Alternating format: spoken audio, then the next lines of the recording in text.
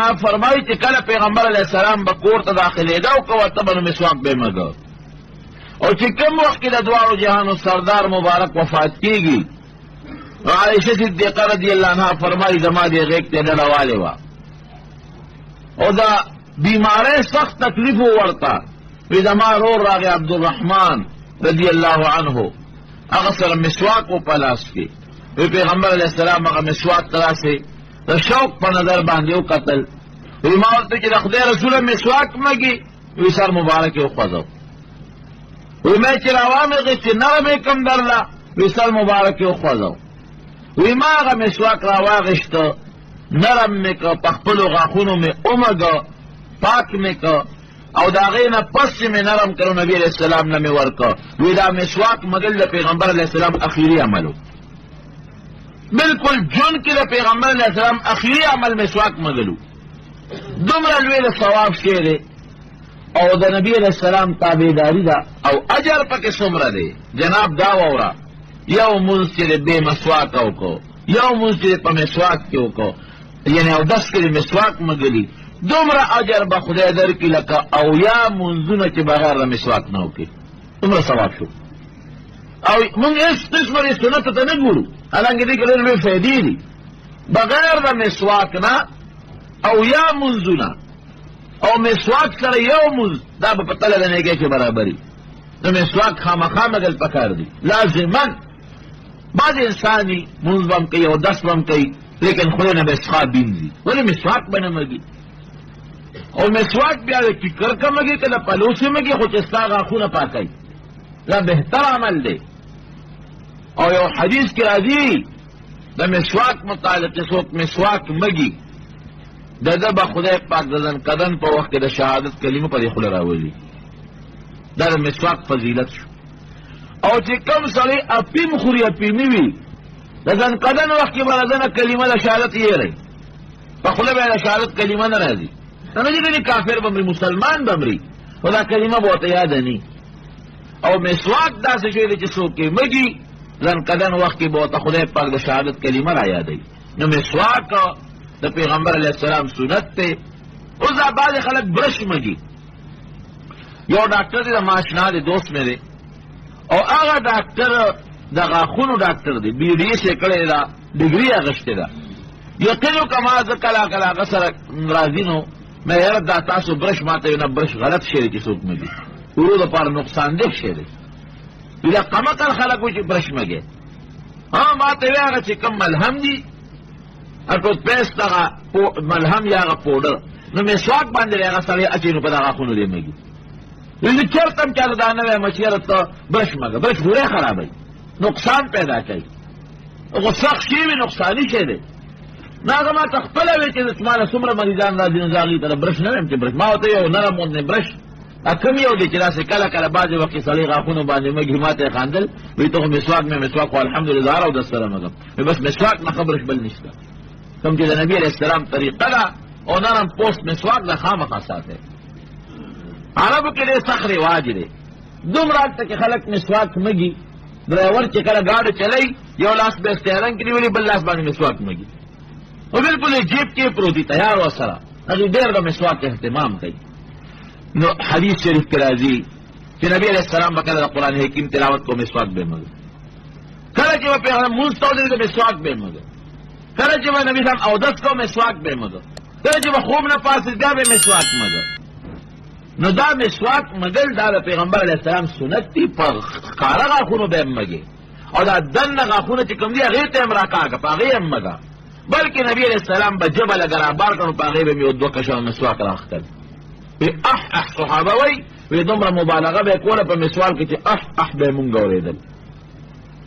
او که مسواک نی نو بیا دا مسواکه ګوته دا په غاښونو باندې ومږه او غاښونه به یې پاک کړه ښځې نر دواړه مسواک مږلی شي ښه ښځې مسواک مږلی شي عایشه صدیقه رضی الله عنها ښځه نه وه مسواک به یې مږه نو ښځې مږلی شي او سړي مږلی شي نرم مسواک نو مسواک به ومږې په دننه غاښونو بار غاښونو باندې په دې ورو یې ومږه په دې شونډو باندې ومږه او دغه رنګې په دا ژبه باندې هم لږ غوندې راکاږه غرغره ورسره درې ځله وکړه بیا درې ځله په پوزه کې اوبه واچوه پوزه خصون کا او ښه مبالغې سره اوبه واچوه پوزه کې، بیا 3 ځله په مخ باندې اوبه واچوي، تر دې حده پورې چې نبي علیه السلام به مخ مبارک پینځه د سترګو دا ګوټونه به مسره ومږل، دا ګوټ شو یا دا بل ګوټ شو، اکثر دې کې ګند نښتي، دا به ومږل ورسره پوره مخ به وینځي د هغه د سر د ویښتو نه تر د زنې لاندې سې پورې، او د غوږ د یو پوسکۍ نه د بلې پوسکۍ پورې ښه مزېدار مخ ووینځه. او که د یو انسان ګیری او رنګې وي، داسې رنګې چې سرمن پکې ښکاري، نو هغه دې بیا سرمن ته اوبه خامخا رسوي، سرمن به ورسره لمدی. او که د چا ګیره ګڼئ چې د هغې نه دننه سرمن نه ښکاري، نو د مخ ایسې سره مخامخ چې کم ویښته دي، د زنې پورې د مخ ایسې سره چې کم مخ په اودس کې وینځل فرض دي، ابه لمدی، او باقیو کې د لون لاس ورکي، لمدې ګوتې دې پکې ورکي، حلال ورته وایي چې د مخ د ایسې سره مخامخ کم ویښته دي، دا چې کم مخ سره زنې پورې برابر دي، داسې دا ګردنې دا به لمدی، او چې کم لاندې را زنې نه اویزان دي، یا د دې طرف نه دا غاړې ته لاندې کم اویزان دي، بس دې کې د یو ځل دا لمدې ګوتې ورکي، دا کافي ده. هغې نه پس به بیا لاسونه وینځي، ښی لاس 3 کرته او ګس لاس 3 کرته، او دا ګوتې چې کمې دي د لاسو ګوتې دا د یو بل کې نه راباسي چې د ګروتونو ته مو اوبه ورسېږي. بیا به د هغې نه پس ښی لاس ګس او ګس لاس ښی او ګس دواړه 3 ځله، بیا به د هغې نه پس اوبه راوالي، نو په هغې باندې به د سر مسه وکړي، اوبه راوالي مسه دې ته وایي چې په دې سر به لاس کېږي او شاته به یې سټه پورې راکاږي، بیا دې مخې له راولي، یو ځل یې که لاس راښکه شا پورې نو هم کافي ده. سټ باندې مسه مستحب ده. د هغې نه پس به بیا د خیخ په وینځي 3 کرته اوبه واچوي، بیا د ګسخ په وینځي 3 کرته اوبه واچوي. خو دا دې یاد ساتي چې کله خپه اینځي د خپې دا ګروتونه به هم لمدی، نو د هغې لپاره بعضې خلک دا ګوته کې د بره نه پکې دا ګوته داسې ورکي، نو دا هم ښه ده، خو نبي علیه السلام چې کومه طریقه ښولې ده نو هغه داسې نه ده. هغې به دا قچی ګوته د ګوتې د لاندې نه راښکه، چې کوم لاندې طرف دی که نه، د لاندې نه به یې دا ګوته وردننه کړو، دا یو ګروت کې به یې ورکړه، بیا دې بل کې، بیا دې بل کې، بیا دې بل کې، نو دې کې یو حکمت دی که ستاسو خیالي. د بره نه که دې ګوته راښکړه نو د ګوتو دا لاندې دا ځای اوچت سر پاتې شي. تاسو وګورئ چې اودس وکړئ، بیا په ژمي کې چې اودس وکړئ، نو د ګوتو دا ویښونه چې کوم دي لاندې ځمکې سره دا اوچ پاتې کېږي، او چې لمده ګوته د لاندې نه هسې راښکه، نو دا لاندې چې کوم دا ځایونه دي د خپې دا ټول لامده شي ورسره، بیا به په دې په دا بل داسې وکړله، په دې طریقه باندې لاندې نه بیا وکړل، دا ګروتونه به لامده شو، او د ګوتو چې کوم ویښونه وو نو هغه هم ورسره لامده شو. دا خو نو د اودس طریقه ده. اوس بعضې دعاګانې کتابونو کې راغلي دي، هغه دعاګانې چې د قرآن یا د حدیث د نبي علیه السلام نه ثابت دي، بزرګانو جوړې کړي دي، ښه دي که څوک یې وایي څه ګناه پکې نشته، لیکن په یو خبره په یو مسله ځان پوه کړئ. اودس کې به بالکل ګورې پوره خیال ساتئ چې یو ځای هم اوچ پاتې نه شي، ولې که اوچ پاتې شو نو اودس دې ونه شو، لمونځ دې ونه شو. نبی علیه السلام په یو سفر باندې روانو، یو صحابي فرمایي وي مونږ ته مخکې وو، وی اوبه لږې وې او زمونږ تلوار وه، نو مونږ زر زر اودس وکړو، نو د بعضې ملګرو پوندې اوچې پاتې شوې، چې زر زر سړی کوي اوبه لږې نو پوندې اوچې پاتې کېږي. وی دې کې پیغمبر علیه السلام راورسېد، وی چې ویې کتل د بعضو پوندې اوچې وې، اعلان یې وکړو چې ویل للاعقاب من النار، دغه پوندې چې دا د چا اوچې پاتې شوې دی له به د جهنم په اور کې ډېر لوی هلاکت ملاویږي، د جهنم اور کې به سوځي. نو بعضې خلک په دې ژمي کې خصوصا چې اودس کې ګیټۍ اوچې وي، پوندې اوچې وي، د هغې ګوره خیال ساته چې دا پوندې او دا ګیټۍ نه اوچې پاتې نه شي. بله مسله درته ووایم، بعضې وخت کې اوبه کمي، یا مثلا تلواره ده یا ګاډی روان دی، نو مونږ هر یو سړی نښتي دا مستحب اودس کې 3 کرته یو اندام خامخا وینځي. ګوره 3 کرته مستحب سنت دي، 2 کرته مستحب دي، یو کرت که د مخ لاس ووینځل دا هم جایز دي. اوس ګاډی روان دی او ډرایور در باندې تلوار کوي، نو که یو ځل دې په مخ لپه واچوله، یو ځل دې لاس دون که، یو ځل دې په خپو اوبه واچولې، خوله او پوزه کې یو ځل اوبه واچولې، دا هم صحیح ده.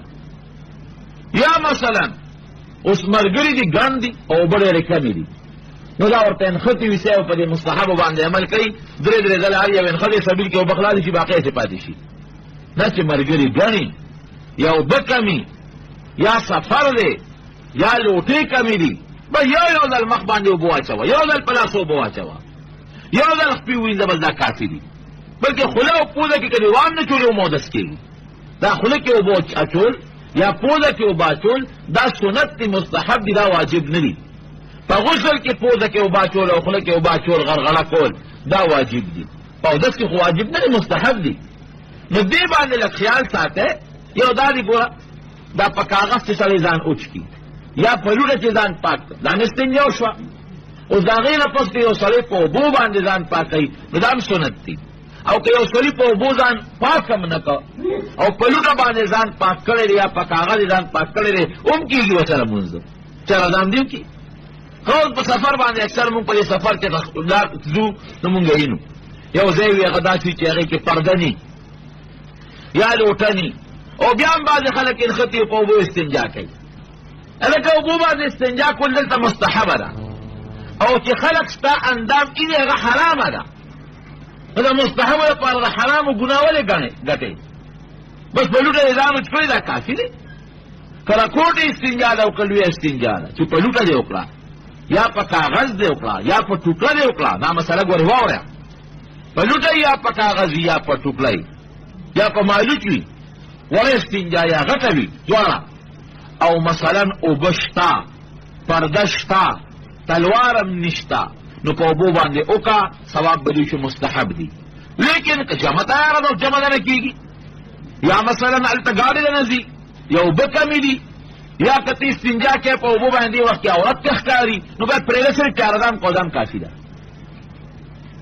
یا دو ځله دې په لاس اوبه واچولې تلوار کې یا یو ځل دې واچولې بس دا هم کافي ده. اوس نبي کریم صلی الله علیه وسلم په عمل کړی دی.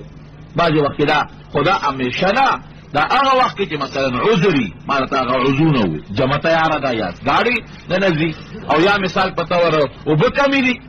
یا عورت ته ښکاره کېږي که ته استنجا کې. بل لږې اوبه به لګی، ګورې ډېرې اوبه به هم نه لګی، او پوره اندام به یې ځي، دا ځای د کونډۍ پورې به نه لګېده، دې ته څه وایي دا څنګل پورې نه لګوندې یو فوټې داسې یو سپق زیات ځای ورسره ووینځه. نبی کریم صلی الله علیه وسلم وفرمایل وجدت ان رأینا اخواننا، ارمان د دا مې زړه کې یو سوچ دی که ما خپل رونه لیدې وې څه خبره وه؟ صحابه ورته وایي د خدای رسوله مونږ ستا رونه نه یو څه، مونږ ستا رونه یو که نه؟ وی نه تاسو خو مې رونه مې او تاسو مې ملګري مې. رونه زما هغه خلک دي چې هغې لا راغلي نه دي، لا پیدا شوي نه دي، وروستو به راځي پیدا کېږي به غایبانه او په ما باندې ایمان راوړي. نو ګوره مونږ او تاسو ته نبي کریم صلی الله علیه وسلم رونه ویلي دي. وی رونه مې هغه خلک دي، او واقعي او صحابه کرامو خو پیغمبر علیه السلام لیدلی دی،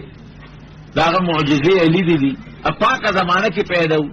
د نبي علیه السلام مخ مبارک به یې لیده نو ایمان به یې راوړه. مونږ خو نه نبي علیه السلام لیدلی دی، نه د هغه معجزې لیدې دي، نه په هغه پاکه زمانه کې پیدا یو، په دې ګنده وخت کې پیدا یو، ګنده خلکو کې پیدا یو. او دې وخت کې چې مونږ په نبي علیه السلام او په خدای ایمان راوړو دا یقینا ډېره لویه کامیابي او دغه خبره ده. نوې ارمان که ما خپل رونه ولیدې نو څه خبرې؟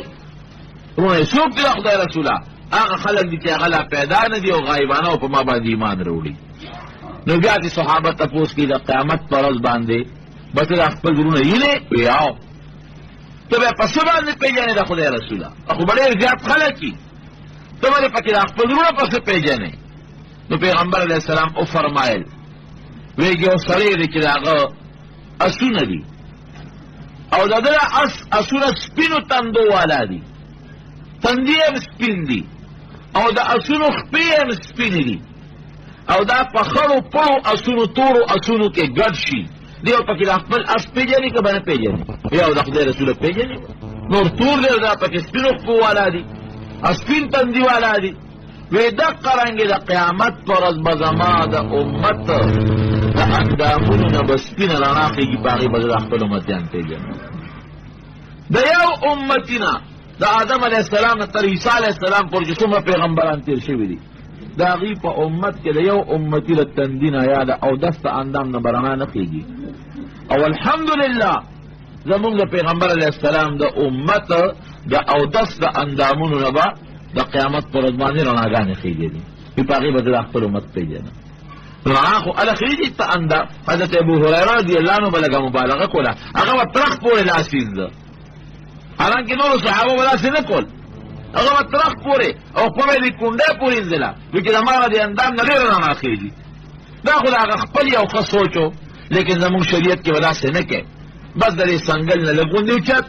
او د ګیټۍ نه لږ غوندې یو صفق اوچت به دا خپې ووینځې، دا لاسونه به ووینځې په دغه نیت باندې. دا خو د اودس طریقه ده. باقي